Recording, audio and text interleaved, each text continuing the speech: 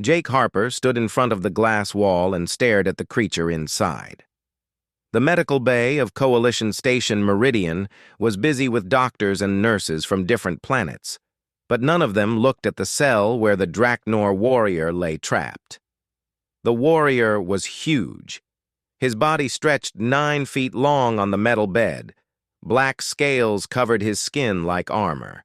His eyes were the only things that moved, following every person who walked past. Those eyes burned with anger and something else, something that looked like fear. Jake had seen many enemies in his 12 years as a soldier. He had fought the Draknor 3 times before the war ended. He had lost friends to their attacks. But he had never seen one like this. Alone, forgotten, left to die slowly in a locked room. Amy Rodriguez walked up beside him. She was his second in command and carried a computer tablet in her hands. "His name is Krelvar," she said. "He has been here for 3 weeks. The doctors say they cannot help him." "What happened to him?" Jake asked. "His back is broken. The bones in his spine were crushed in a fight. He cannot move anything below his neck. He can only breathe and blink and watch." Jake kept looking at those eyes. They stared back at him without blinking. There was a challenge in that stare, like the warrior was daring him to look away first. "Can they fix him?" Jake asked. "They say no. Every doctor on this station has looked at him. The Velkari have the best medical tools in the whole coalition, and even they refuse to try. They say his injury is too bad. They say it would be a waste of time." "Or they just do not want to help," Jake said quietly. Amy nodded. "Most of the aliens here lost people in the war. The Draknor killed thousands. Krelvar himself killed more than 100 coalition soldiers. Some people think he should be left to die." "What do you think?" Jake asked. Amy was quiet for a moment. "I think he looks scared, sir. Under all that anger, he looks terrified. No one should die like that. Alone and unable to move." Jake agreed. He had been in hospitals before. He had visited wounded soldiers who could not walk or move their arms. He knew what it felt like to be trapped in your own body. It was worse than death for some people. Through the glass, Krelvar's eyes never left Jake's face. The warrior could not speak or nod or make any gesture. But something in his stare made Jake feel like they were having a conversation without words. "Get me his files," Jake said. "All of them." "Sir, there is nothing in those files that will help. Every species has already tried." "I want to read them anyway." Amy left to get the information. Jake stayed at the window. He and Krelvar continued their silent staring contest. Neither one looked away. A Velkari doctor walked past the cell. He had 6 eyes on stalks coming out of his head. All 6 eyes deliberately turned away from Krelvar. The doctor pretended the warrior did not exist. Jake felt anger rise in his chest. This was not right. Krelvar had been a soldier. He had followed orders and fought for his people. Yes, he had killed coalition troops. Yes, he had been the enemy. But the war was over now. Leaving him to suffer like this was cruel. Later that day, Jake sat in his small room reading files on his computer. The medical reports were long and complicated. The doctors used words he did not understand. But the message was clear. Krelvar's spine was destroyed. The nerves that carried signals from his brain to his body were cut. Without those nerves, he could not move. The Draknor body was different from human bodies. Their spine was not just one thing. It was like having a second brain that ran down their whole back. When Krelvar got hurt, he did not just lose the ability to move. He lost parts of his memory and his ability to feel things. Every report said the same thing. There was no way to fix him. He would lie in that bed until his body gave up and stopped working. It might take months. It might take years. But the end was certain. Jake found another file buried in the reports. It was information about Krelvar from the war. The warrior had led 17 attacks. He had destroyed bases and killed many soldiers. Coalition intelligence had been watching him for a long time. But there was something interesting in the report. Krelvar did something strange for a Draknor warrior. When he captured enemy soldiers, he did not kill them. He made sure they got medical help. He sent them to prison camps instead of leaving them to die. This was unusual. Most Draknor warriors showed no mercy. Jake learned something else. 3 weeks ago, when the war ended, Krelvar had been ordered to stop fighting and return home. He refused. He was in the middle of an attack and would not retreat. An explosion happened during the fight. A building fell on him. His spine was crushed. His own people left him behind. In Draknor culture, a warrior who could not fight was worthless. They did not even come back for his body. They just left him there for the coalition to find. Jake closed the files and thought about what to do. Everyone had given up on Krelvar. The doctors, his own people. Even the coalition soldiers who believed in justice and fairness had decided he was not worth saving. But Jake remembered something his brother used to say. His brother had died 2 years ago in a Draknor attack on a civilian colony. Before he died, he always told Jake that being a good person meant helping others even when it was hard, even when they did not deserve it. Jake made his choice. The next morning, he went to see Commander Lisa Garrett. She was in charge of the whole station. Her office was small but neat. Maps of space covered the walls. "I need a favor," Jake said. Lisa looked up from her desk. She was older than Jake, with gray hair and tired eyes. She had been a soldier for 30 years. "What kind of favor?" she asked. "I want to take Krelvar to Earth. I want to get him help." The room went quiet. Lisa stared at him like he had just said something crazy. "You want to take a Draknor warrior to Earth," she said slowly. "A warrior who killed 63 human soldiers. A warrior who refused to stop fighting even after the war ended." "Yes." "Why?" Jake had prepared a speech. He was going to talk about politics and showing mercy and building peace. But when he opened his mouth, different words came out. "Because everyone else has quit on him. And that is not who we are supposed to be." Lisa looked at the computer on her desk. She pulled up an image of Krelvar lying in his cell. "The Velkari ambassador says Krelvar should not get special treatment," she said. "He says the warrior's crimes are too big. He says we should let nature take its course." "Since when do we listen to the Velkari?" Jake asked. "Since we are trying to keep the peace. Taking a Draknor warrior home could make things worse. Or it could show everyone that humans keep their promises. We said the war was over. We said we would be better. This is how we prove it." Lisa was quiet for a long time. She kept looking at the image of Krelvar. "If you do this, he becomes your responsibility," she finally said. "The Draknor will not take him back. If you fix him, you have to deal with whatever happens next." "I understand. And you know this probably will not work, right? The chances of him getting better are almost zero. You might just be taking him to Earth to die there instead of here." "At least he will not die alone," Jake said. Lisa nodded slowly. "Okay. You have permission. But Jake, be careful. That warrior might not want to be saved. He might hate you for trying." Jake thought about those burning eyes staring at him through the glass. "Maybe," he said, "but I have to try anyway." 2 days later, Jake stood in front of Krelvar's cell again. This time, he went inside. The warrior's eyes tracked him as he moved closer to the bed. "My name is Jake Harper," he said. "I am taking you to Earth. There are doctors there who might be able to help you. I cannot promise anything.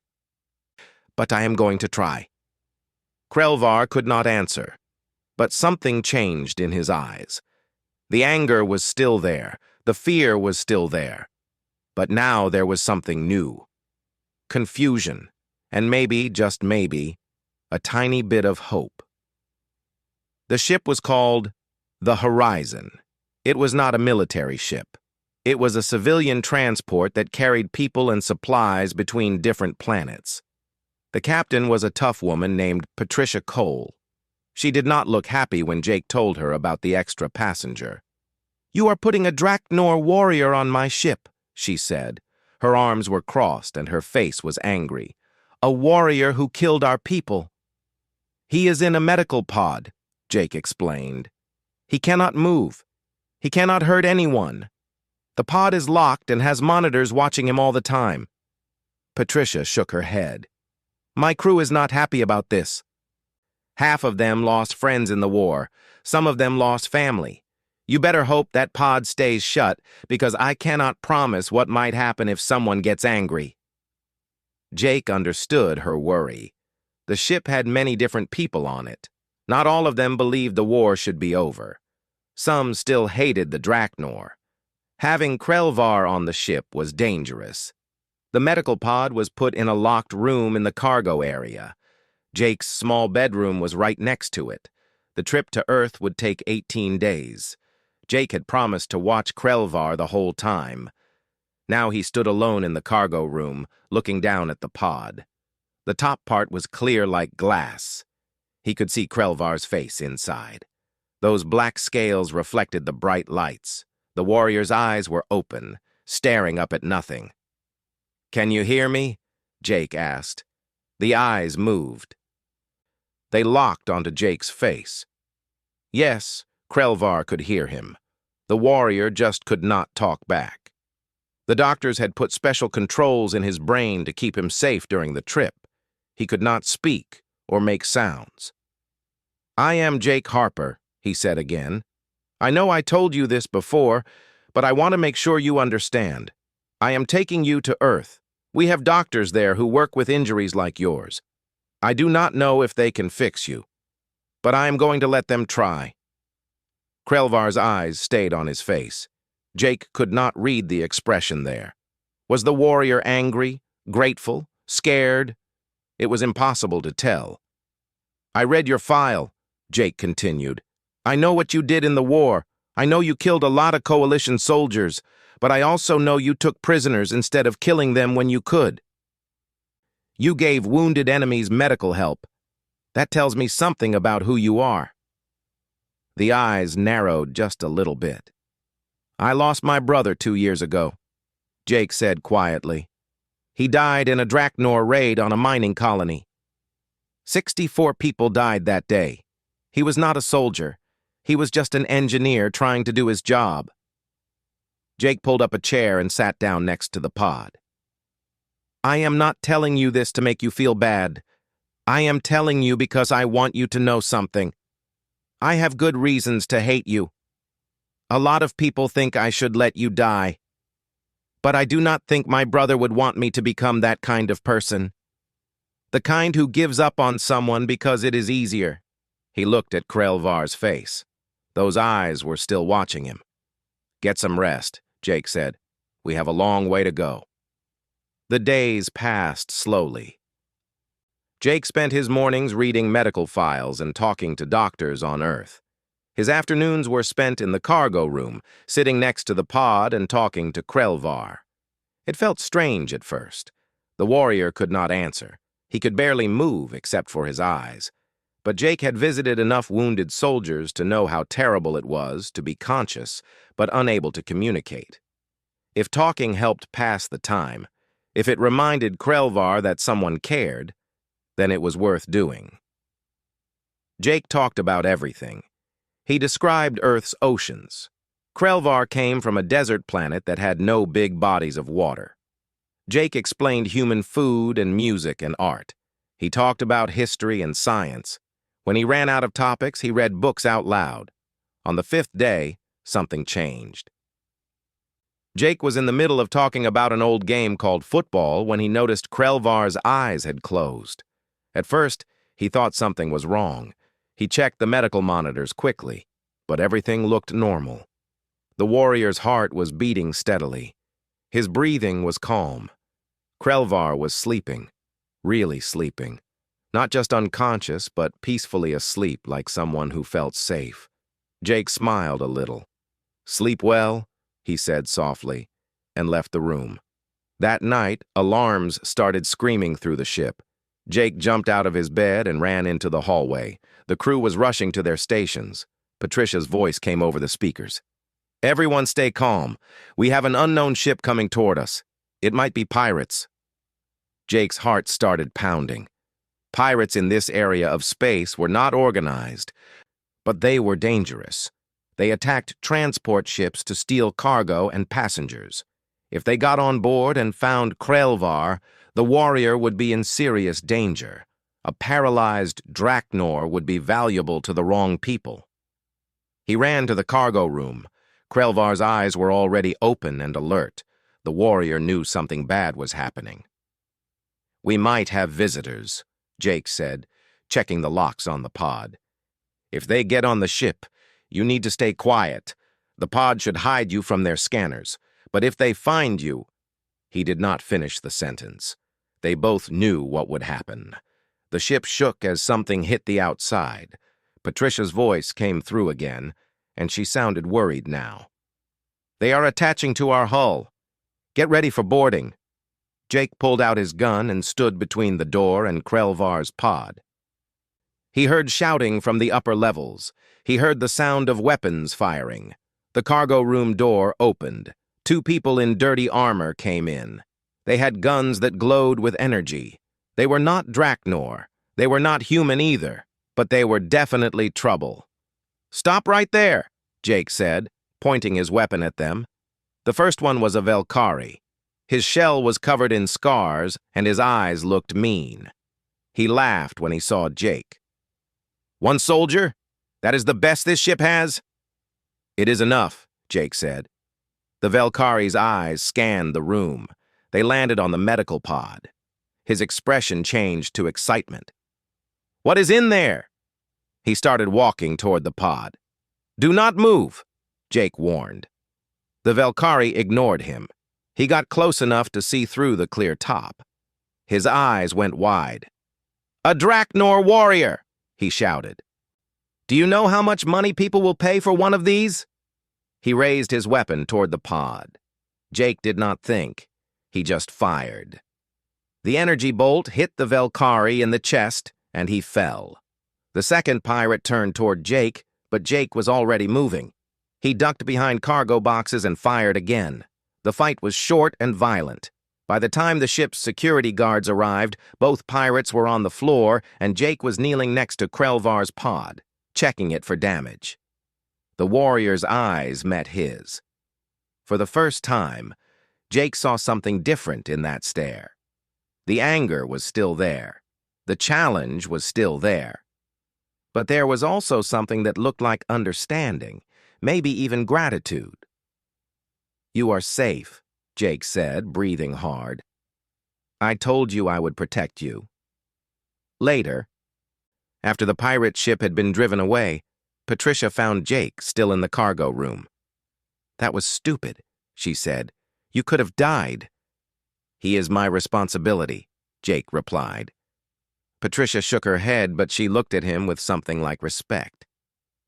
"Most people would have let the pirates take him, would have called it a solution to a problem." "I am not most people." "I am starting to see that." She paused at the door. "The crew is talking, you know, about what you did, about how you protected him. Some of them are changing their minds about this whole thing." After she left, Jake sat down in his chair next to the pod. Krelvar was still watching him. "I meant what I said," Jake told him. "I am going to see this through, no matter what happens." The remaining days passed peacefully. Jake kept talking to Krelvar every day. The warrior seemed more relaxed now. The rage in his eyes had faded. He looked almost calm, or as calm as someone could be while trapped in their own body. On the 18th day, Earth appeared outside the ship's windows. Jake brought a small screen to the cargo room so Krelvar could see it. The planet looked like a blue and white ball hanging in space. Oceans covered most of it. White clouds swirled over the surface. "That is home," Jake said. "That is where we are going to try to fix you." Krelvar's eyes stared at the planet. Jake wondered what he was thinking. What did a warrior from a dry desert world think when he saw so much water? "Whatever happens next," Jake said, "I want you to know something. You are not alone anymore. I am going to stay with you through all of this." "That is a promise." The warrior's eyes shifted back to him. In that moment, Jake felt like they understood each other. This was not about war. It was not about being human or being Draknor. It was about one person refusing to give up on another person, no matter what the cost. The horizon started going down toward Earth. Inside the cargo room, a former enemy and a human soldier who would not quit prepared for whatever came next. The hospital was called the Neural Restoration Institute. It sat on a hill outside the city of Seattle. White buildings spread across the ground. Beyond them, Jake could see the ocean stretching to the horizon. Dr. Helen Morris met them at the landing area. She was the head doctor at the hospital. Her hair was gray and her face was serious. She watched as workers moved Krelvar's medical pod off the ship. "I have read his files 3 times, she said, walking next to the pod. "I still think you are crazy for bringing him here." Jake had talked to Helen many times during the trip. She was always honest, sometimes brutally so. She was in her 50s and had a reputation for taking cases that other doctors said were impossible. "But you will try," Jake said. It was not a question. "Yes, I will try," Helen said. "I've been waiting my whole career to work on a Draknor. Their bodies are completely different from anything we know. If I can fix his injury, it could change how we treat all kinds of nerve damage." They went into the building through a secure door. There were guards everywhere. Jake saw weapons and security cameras at every corner. Helen noticed his expression. "You are not the only one who thinks this is controversial," she said. "I have gotten 47 death threats since you called me. We have the whole place on lockdown. 3 patients left because their families did not want to be in the same building as a Draknor." Jake felt guilty. "I did not mean to cause trouble." "Do not apologize," Helen said firmly. "This is exactly what medicine should be about. If we only help people that everyone likes, we are not really doctors." They arrived at a special surgery room. It was filled with machines that Jake did not recognize. Workers carefully moved Krelvar's pod to the center of the room. Doctors and nurses started checking monitors and equipment. Helen pulled Jake to the side. "I need to be completely honest about the chances here. Draknor nerve tissue is very complicated. Their spine is not like ours. It is more like having a second brain that runs down their whole back. When Krelvar got hurt, he did not just lose the ability to move. He lost parts of his memory and his senses." "Can you fix it?" Jake asked. "I do not know," Helen admitted. "We have some experimental techniques. We can try to grow new nerve paths around the damaged areas. It works about 30% of the time with humans. For a Draknor? I have no idea." "What are his chances?" "Of surviving the surgery? Maybe 60%. Of getting any movement back? Maybe 20%. Of full recovery?" She paused. "Less than 5%. Jake looked through the window at Krelvar's pod. The warrior's eyes were open and watching everything. "What do you really think?" Jake asked. "Not as a scientist. As a doctor." Helen thought for a moment. "I think he is strong. Stronger than any patient I have ever seen. To stay conscious this long with his injuries is amazing. If anyone can beat the odds, it might be him." She looked at Jake. "But you need to prepare yourself. There's a good chance this will not work. You might have brought him all this way just to die here instead of at the station." "Even if he dies, at least he will not die alone and forgotten," Jake said. "That matters. You are a strange man, Jake Harper." "People keep telling me that." The surgery was planned for the next morning. That night, Jake was allowed to talk to Krelvar one last time. The doctors lowered the controls in the warrior's brain so he could speak. Krelvar's voice was rough and hard to understand. He had not used it in weeks. "Why?" he asked through the translator device. "Why do this for me?" Jake had known this question would come. He had asked himself the same thing 100 times. "Because I saw you lying in that cell," he said. "I saw someone whose own people had abandoned him. I saw a warrior who deserved better than dying alone and forgotten. And I thought, if that was me, I would want someone to care. So I did." Krelvar's breathing was difficult. Each word seemed to hurt. "I killed your people, your brother." "I know. You should hate me." "Maybe I should," Jake agreed. "But hate is what started the war. If we cannot move past it, what was the point of stopping? What was the point of any of it?" The warrior was quiet for a long time. When he spoke again, his voice was very soft. "If I survive, I will owe you a life debt. You do not owe me anything. In my culture, you do not abandon a warrior in need. My people forgot this. You remembered." Krelvar's eyes closed briefly. "If I live, I serve you.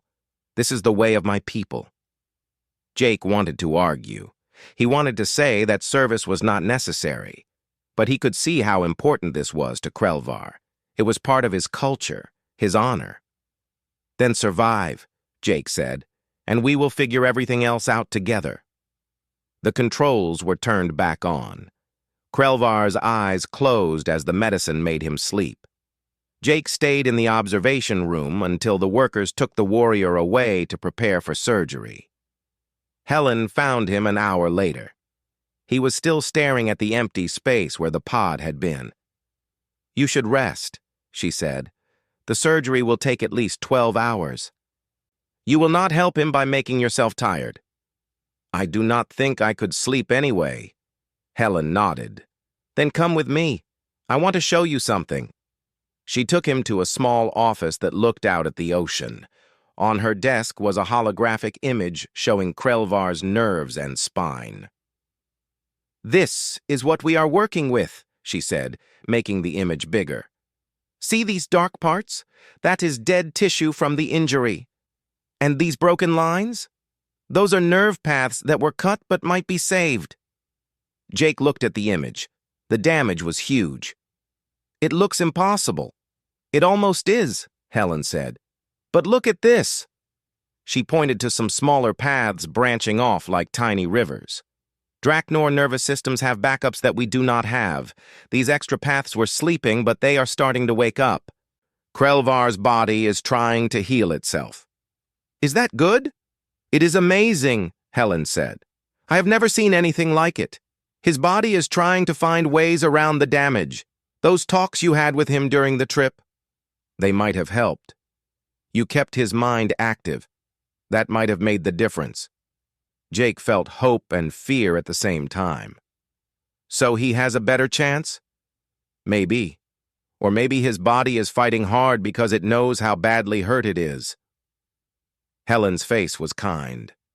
"I am telling you this because I want you to understand something. No matter what happens tomorrow, you have already done something amazing. You gave a dying warrior hope. That matters." "But will it be enough to save him?" "That," Helen said quietly, "we will find out tomorrow." The next morning came too fast and too slow at the same time. Jake stood in the observation room watching as the surgery team got ready. Helen was in the center, her hands steady as she controlled the special equipment. Krelvar lay on the table. His huge body made all the medical tools look small and fragile. Monitors covered him, watching millions of individual nerve signals. Helen's voice came through the speakers. "Beginning the mapping process. All teams, report." The surgery was like watching a careful dance.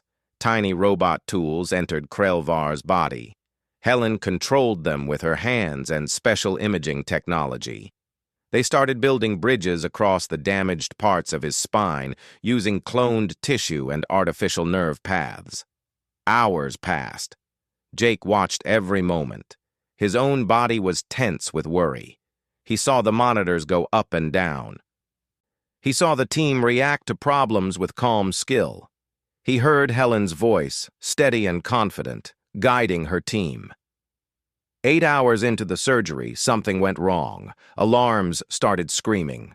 Krelvar's vital signs dropped fast. The monitors showed his nerves were failing, breaking down faster than the team could fix them. "He is rejecting the bridges!" someone shouted. "The nerve tissue is dying!" Helen's voice cut through the noise. "Increase the growth medicine by 15%. Reroute through the backup paths. Do it now." Jake gripped the railing, watching helplessly as the team fought to save Krelvar. For terrible minutes, the outcome could have gone either way. Then, slowly, the vital signs got better. The nerve breakdown stopped. The monitors showed new paths forming faster than before. It was like Krelvar's body suddenly understood what the surgery was trying to do and decided to help. Helen's relieved voice came through. "We have stability, continuing with the main bridge." The surgery went on for 4 more hours. Finally, as the sun was going down over the ocean, Helen stepped back from the table. "That is all we can do," she said. She sounded exhausted. "Now we wait and see if his body accepts the changes." Krelvar was moved to intensive care. His huge body was surrounded by monitors and life support machines. Jake was allowed to visit briefly before the doctors made him rest. The warrior was still asleep from the medicine. His eyes were closed, but the monitors showed brain activity. They showed the new nerve paths starting to connect with his existing system. "You made it through the first part," Jake said quietly. He put his hand on the edge of the bed. "Now you just have to heal, and I will be right here, every step of the way." He did not know if Krelvar could hear him. He did not know if his words made any difference, but he said them anyway, because that is what you do for someone you refuse to give up on. You stay, you hope, you believe. 3 days after the surgery, Krelvar opened his eyes. Jake was sitting in the room when it happened. He was reading from a computer while the medical machines hummed quietly. He had been taking turns with Helen, making sure the warrior was never alone during recovery. One moment, Krelvar's eyes were closed. The next, they were open and looking at the ceiling with that same intense focus Jake remembered. "Hey," Jake said softly. He put down the computer. "Welcome back." Krelvar's eyes moved to look at him. The warrior tried to speak, but only a rough sound came out. Jake quickly got a cup of water with a straw and held it carefully to Krelvar's lips. "Small sips," he said. "Your throat has not been used in days." The warrior drank slowly. Then he managed one word. "Alive." "Yes," Jake said with a smile. "You are alive. Helen says the surgery went better than expected. Your body accepted the new nerve paths." Krelvar's eyes closed briefly. Jake saw the tension in his face relax a little. When the eyes opened again, Krelvar asked, "Can I move?" It was the question Jake had been afraid of. The surgery had worked to build the nerve bridges, but whether those bridges would actually let him move was still unknown. "We do not know yet," Jake admitted. "Helen wants to wait a few more days before testing.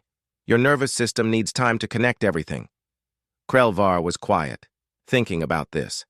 Then he said, "You stayed." "Of course I stayed. I told you I would. During the surgery I heard you. In the observation room. You were afraid." Jake was surprised. "You could hear that? You were asleep from the medicine. Draknor hearing is more than ears. We feel vibrations, emotions. I felt your fear, your hope." Krelvar's stare became more intense. "Why do you care so much about an enemy?" It was a good question. Jake had been asking himself the same thing. "I do not see you as an enemy anymore," he said. "Maybe I did at first. Maybe part of me still wants to, because it would be easier.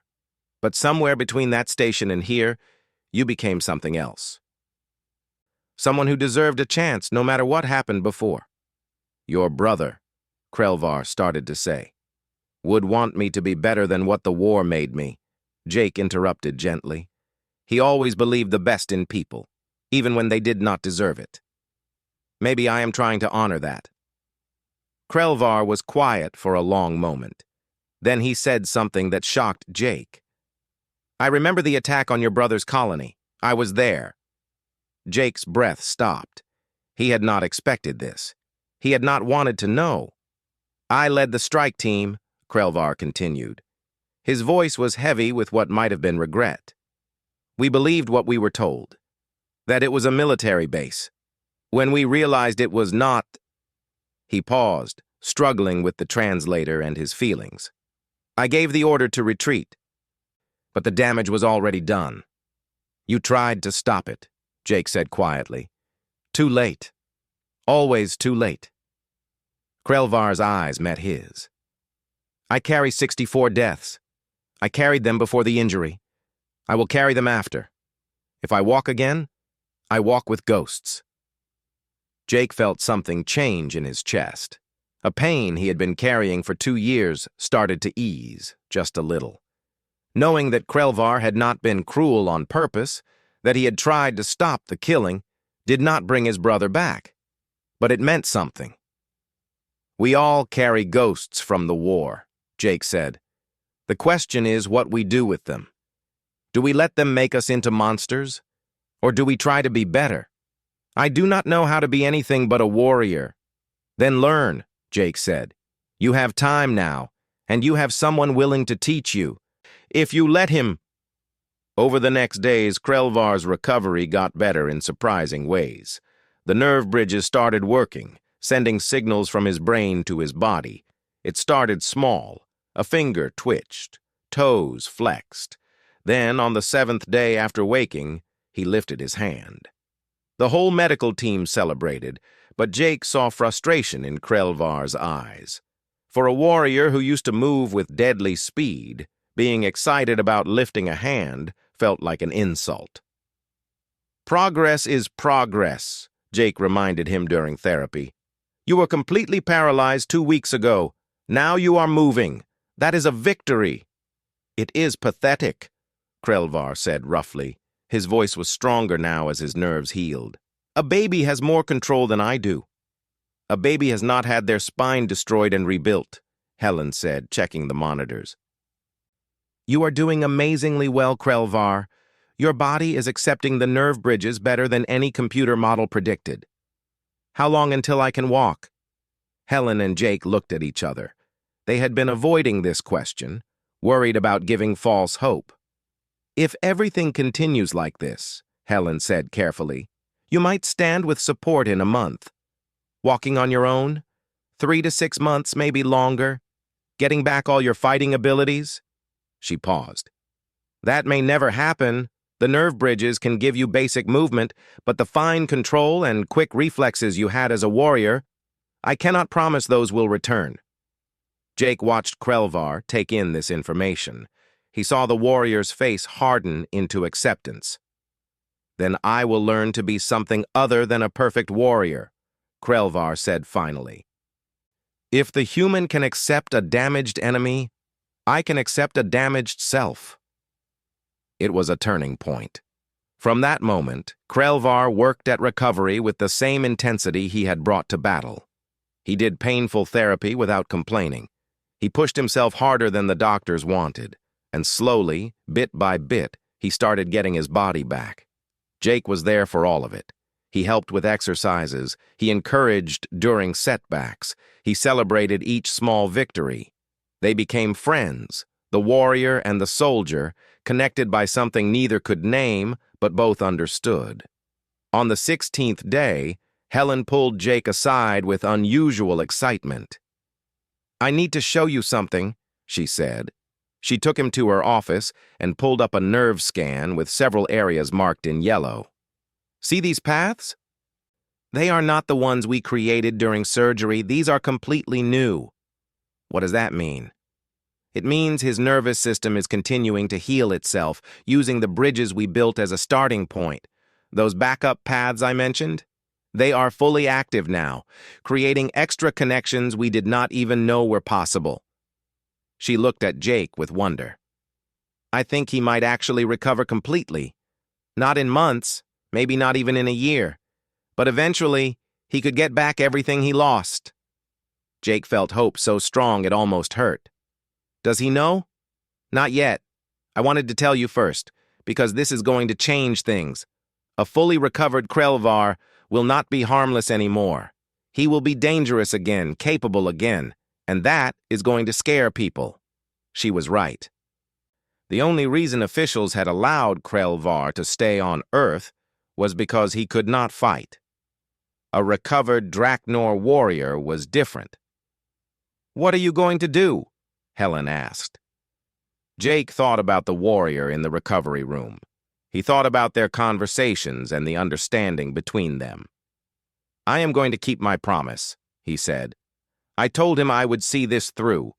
That means all the way, no matter what happens." That evening, Jake went back to Krelvar's room.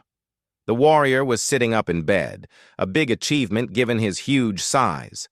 Physical therapy had advanced enough that Krelvar could support his own weight for short times. "You look happy?" Krelvar said. The translator was working smoothly now as his nerves improved. "Helen has good news," Jake said, sitting down. "Your recovery is going better than expected. She thinks you might get full function back eventually." He expected excitement. Instead, Krelvar looked troubled. "Full function," the warrior repeated. "Full capability." "What is wrong? I thought you would be happy." "I am worried," Krelvar admitted. "When I am recovered, when I am dangerous again, will you still look at me the way you do now? Will you still see someone worth saving? Or will you see what I was?" Jake had been so focused on the medical side that he had not fully thought about this. What would it mean to have a fully capable Draknor warrior in his life? Would their friendship survive Krelvar's return to strength? "I will tell you what I see," Jake said finally. "I see someone who has been given a second chance at life. What you do with that chance will define who you are now, not who you were during the war. I believe you will make the right choices. And if you do not," he met Krelvar's eyes steadily, "then I will be there to help you make better ones." Krelvar was quiet for a long moment. Then he did something Jake had never seen before. The warrior reached out with his still weak hand and placed it over Jake's. It was a gesture of trust that went beyond species. "I swore a life debt," Krelvar said. "I will honor it. But more than that, I will honor you. You saved more than my body, Jake Harper. You saved something I did not know could be saved. You saved who I might become." Sitting in that hospital room with his hand covered by a former enemy's scaled palm, Jake understood what they had really done. They had not just healed a body. They had proved that even the deepest wounds of war could start to close, that former enemies could become something more. They had proved that refusing to give up on someone, even when everyone else had, could change everything. 8 months after the surgery, Krelvar took his first steps without help. The physical therapy room was full of medical workers. They all watched as the huge warrior slowly walked between the parallel bars without holding on. His movements were careful and slow, not like the smooth grace he used to have. But they were his own. Jake stood at the end of the bars, smiling as Krelvar got closer. When the warrior reached him, there was a moment of shaky balance. Then Krelvar slowly took his hands off the bars and stood straight on his own. "Not bad for someone who was supposed to die in a cell," Jake said. Krelvar's expression showed satisfaction. Humans had learned to read his face over the months. "I believe I owe you several more years of mocking my pathetic progress, as I called it in the beginning." The warrior had developed a sense of humor.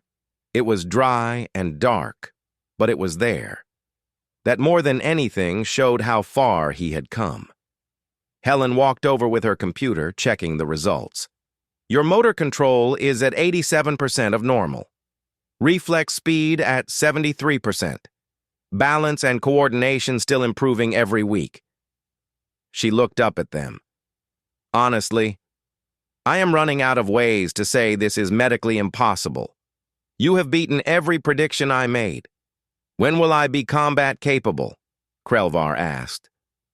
The room went quiet. It was the question everyone had been avoiding. You are already combat capable, Helen said carefully.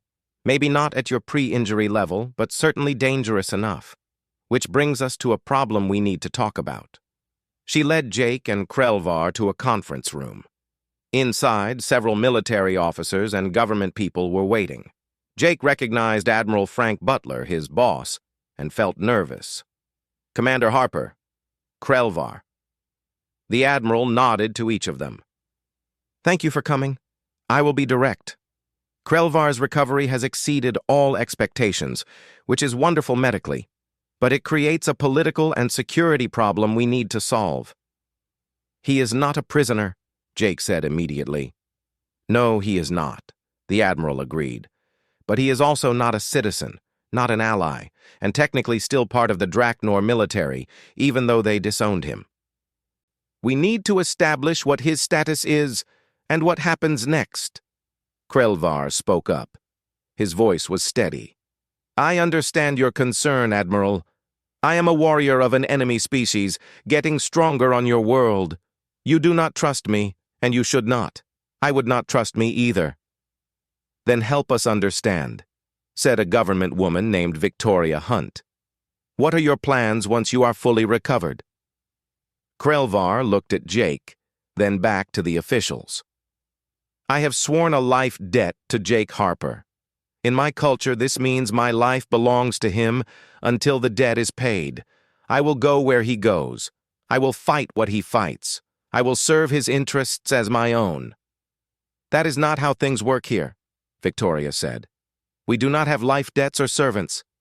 You are free to make your own choices. Then I choose to honor my debt, Krelvar replied. This is not servitude. This is gratitude, purpose. Jake Harper showed me I could be more than what my culture made me. I want to discover what that means. Admiral Butler leaned forward. Let me suggest something. Commander Harper, you are due for a new assignment soon. I am offering you command of a special unit. One focused on coalition integration and helping former enemies work together. Your mission would be to help them fit into post-war society and handle situations that need unusual solutions. Jake was surprised. Sir, I am not a diplomat. No, but you proved that former enemies can become allies. We need more of that, Harper. The war may be over, but the peace is fragile. Units like this could help make it stronger. And Krelvar? Jake asked. Would be your partner, the Admiral said. Official status as a coalition integration specialist, working with you. He would have restrictions and regular evaluations, but he would also have a purpose and a place. Butler looked at the warrior. You say you want to be more than what your culture made you. This is your chance to prove it. Krelvar thought about this. What would this unit do? Help others like you, Butler explained. There are hundreds of former soldiers from both sides who do not fit into peacetime. Warriors who only know combat and are struggling to find purpose. You two could help them change, give them hope the way Harper gave you hope. Jake felt something click. It made sense.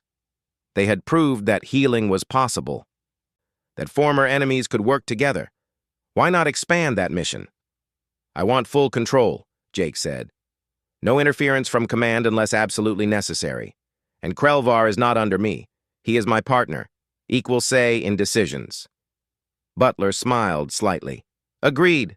But Harper, you pull this off and prove this works, and you will have every politician and military leader in the coalition watching you. No pressure. The meeting ended with everyone agreeing. As they left, Krelvar walked beside Jake with only a small limp. You did not have to do that, the warrior said quietly. You fulfilled your promise when you saved me. You could have walked away. I could have, Jake agreed. But where is the fun in that? Besides, you are stuck with me now. Life debt, remember? That debt seems to go both ways. Over the next months, Jake and Krelvar built their team. The first recruit was a former Velkari soldier named Senna. She had lost 3 limbs in the war and was struggling with anger and loneliness. Krelvar worked with her personally, understanding her pain in ways no human could. The second was a human veteran named Chris Murphy. He had been discharged after developing severe mental trauma from the war. Jake helped him work through it while giving him a new mission, helping others like himself. The third was a Draknor female named Zara. She had been thrown out by her people for refusing to abandon wounded friends. She and Krelvar had known each other during the war. Their reunion was complicated, but healing for both. They called themselves the Integration Corps. Their first mission came 3 months after forming. A group of former Draknor warriors had taken over a remote mining station. They refused to accept the peace treaty and threatened to restart the war. Coalition forces wanted to send in a military strike. Jake suggested a different approach. The Integration Corps arrived at the station in a small diplomatic ship. They had no weapons except personal sidearms. The Draknor warriors were suspicious and hostile. Their leader was a scarred veteran named Throk, who had served under Krelvar during the war. "You bring shame to our people," Throk said angrily when he saw Krelvar. "Working with humans, accepting their charity, living when you should have died with honor." Krelvar stood tall. His recovery was complete enough now that he looked every bit the warrior he had been. "I brought shame to myself when I forgot what it truly means to be a warrior. I confused strength with cruelty, honor with stubbornness. These humans taught me better. They are weak. They are strong in ways we never understood," Krelvar said. "Jake Harper saw me at my weakest, when I could not move, could not fight, could not even speak properly. He could have left me to die. Instead, he saved me. He gave me back my life and asked nothing in return. That is not weakness, Throk. That is a strength we Draknor have never had." Jake watched the exchange, understanding that this was Krelvar's battle to fight. The other former warriors were listening. Their aggressive stances were softening. "The war is over," Krelvar continued. "We can die clinging to what was, or we can live and discover what might be. I chose to live. I chose to learn from my enemy, and I have found more honor in this choice than I ever found in battle." Throk was silent for a long moment. Then his shoulders dropped. "We do not know how to be anything else. We are warriors without a war." "Then become warriors for peace," Krelvar said. "Help build instead of destroy. Protect instead of conquer. There is honor in this, if you are brave enough to seek it." The standoff ended without violence. Throk and his warriors agreed to join a rehabilitation program. Several said they wanted to join the Integration Corps after evaluation. As they left the station, Chris walked up to Jake with a confused smile. "Did we just resolve a hostage situation with a speech?" "Apparently," Jake said. "I am as surprised as you are." Krelvar heard and made a sound that might have been a laugh. "You should not be surprised, Jake Harper. You proved that words can be stronger than weapons when you spoke to me in that cell 8 months ago. We just followed your example." The Integration Corps continued their work. They stopped violence. They helped former enemies heal. They slowly built bridges between species that had been at war for decades. Jake and Krelvar became something of a legend, the human who refused to give up and the warrior who learned to live again. Their partnership was studied and held up as proof that healing was possible. 1 year after the surgery, on the anniversary of the day Jake first saw Krelvar in that cell, they stood together on a balcony overlooking Seattle. The city lights spread out below them. "I have been thinking," Krelvar said, "about what you told me when I first woke after the surgery. You said you did not see me as an enemy anymore." "I remember." "What do you see when you look at me now?" Jake thought about the question. He looked at the warrior beside him, fully healed now but carrying invisible scars. He thought about the journey they had taken together. "I see a friend," Jake said simply. "I see someone who proved that people can change, that the worst of what we were does not have to define what we become. I see my partner, someone I trust with my life." He smiled. "And sometimes I see someone who needs to be reminded that pride comes before a fall. Usually when you try to lift more weight than me in training." Krelvar showed amusement.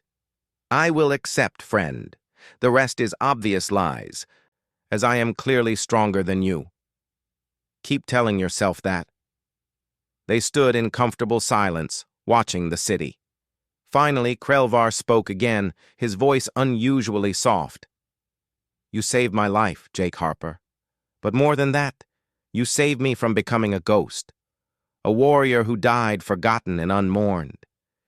You gave me a future when I had none, a purpose when I had lost everything." He paused. "I do not have words, in your language or mine, to properly express my gratitude." "You do not need words," Jake said. "You show it every day, in every person we help, in every situation we solve without violence.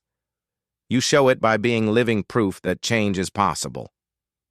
Then I will continue to show it for as long as I live. This is my promise." Jake held out his hand.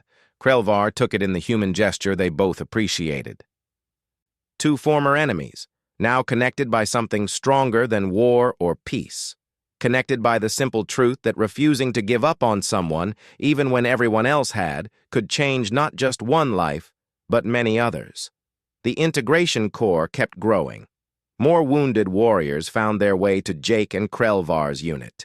Each one was given the same thing Krelvar had been given: a chance, a purpose, and someone who refused to give up on them.